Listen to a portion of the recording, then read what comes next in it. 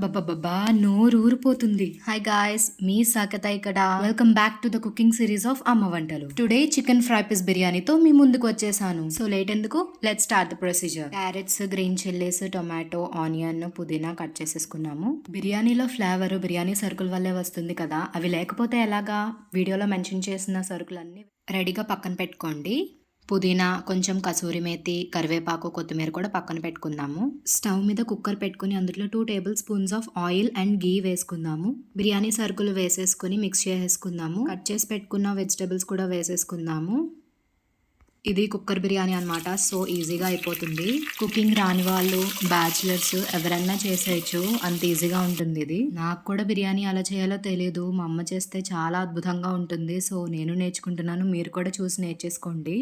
Vegetables అన్నీ ఫాస్ట్గా మగ్గడానికి ఒక 2 మినిట్స్ మూత పెట్టుకుందాము. తర్వాత పుదీనా, కొత్తిమీర, కరివేపాకు, కసూరి మేతి వేసేసుకుందాము. పుదీనా బిర్యానీకి లైఫ్ ఇచ్చినట్టు అనమాట. అది లేకపోతే అసలు బిర్యానీనే వేస్ట్. ఎంత ఉంటే అంత వేసేసుకోండి, అస్సలు కాంప్రమైజ్ కావద్దు. 2 స్పూన్స్ ఆఫ్ అల్లం వెల్లుల్లి పేస్ట్ వేసేసుకుందాము. దాని పచ్చివాసన పోయేంత వరకు ఫస్ట్ ఆయిల్లో వేపుకుని ఆ తర్వాత మిగిలిన వెజిటేబుల్స్తో కలిపేసుకుందాము. Next 1 spoon of secret home made masala and half spoon of garam masala వేసేసుకుందాము. 2 మినిట్స్ కంటిన్యూస్గా సాట్ చేసుకోవాలి. తర్వాత టీ స్పూన్ ఆఫ్ యాలకుల పొడి అండ్ లిటిల్ పించ్ ఆఫ్ మిరియాల పొడి వేసేసుకుందాము. కారం కూడా వేసుకోవచ్చు మీకు కావాలితే. నార్మల్గా మనం రైస్ కుక్ చేసేటప్పుడు 1:2 రేషియోలో వాటర్ వేసుకుంటాం కదా, కానీ మనం ఇప్పుడు కుక్కర్లో బిర్యానీ కుక్ చేసుకుంటున్నాం కాబట్టి 1:2 కన్నా కొద్దిగా తగ్గించుకొని వాటర్ వేసుకోవాలి. సో దట్ అన్నం పలుకులు పలుకులుగా బాగుంటుంది అనమాట. కుక్కర్ మీద మూత పెట్టేసి ఇప్పుడు చికెన్ ఫ్రైకి ప్రిపేర్ చేసుకుందాం. గ్రేవీ కోసం మీకు కావాల్సినన్ని onions and green chillies cut చేసుకుని సాట్ చేసుకుందాము ఆయిల్లో వేసుకుని. చిటికెడు పసుపు and tea spoon of salt వేసుకొని కలుపుకుందాము. స్టవ్ మీడియం ఫ్లేమ్లో పెట్టుకొని లిడ్ పెట్టేసుకుందాము. ఆనియన్స్ వేగాక చికెన్ వేసుకొని కలుపుకోవాలి.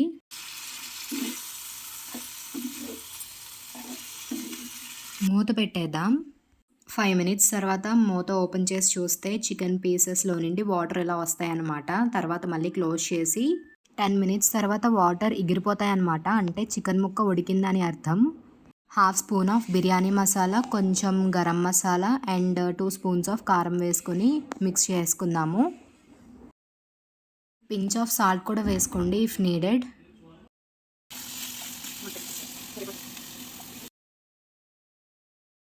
కొద్దిగా కరివేపాకు వేసేసి స్టవ్ ఆఫ్ చేసేసి మూత పెట్టేసుకోవాలి. అంతే, చికెన్ ఫ్రై రెడీ. బిర్యానీ కోసం రైస్ని ముందరే నానబెట్టుకోవాలి. ఆ రైస్లో నుండి వాటర్ని డ్రైన్ చేసేసుకుందాము. బిర్యానీ అండ్ చికెన్ ఫ్రై రెండు ప్యారలల్గా చేసుకున్నాము. మీకు అర్థం అవడం కోసం ఇలా చెప్తున్నాను. కుక్కర్ మూత ఓపెన్ చేసి చూస్తే ఇలా మరుగుతున్నాయి. ఉప్పు సరిగ్గా ఉందో లేదో టేస్ట్ చేసి చూడండి. ఇప్పుడు డ్రైన్ చేసిన రైస్ని కుక్కర్లో వేసుకుని మిక్స్ చేసి మూత పెట్టేసి 3 విజిల్స్ వేసాక ఆఫ్ చేసేసుకోవడమే.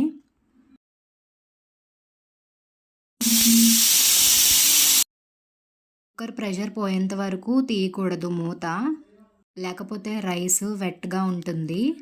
కుక్కర్ ప్రెషర్ ఫుల్ పోయాక తీసుకున్నాము. చూసారా ఎంత పలుకులు పలుకులుగా ఉందో. Now biryani is ready.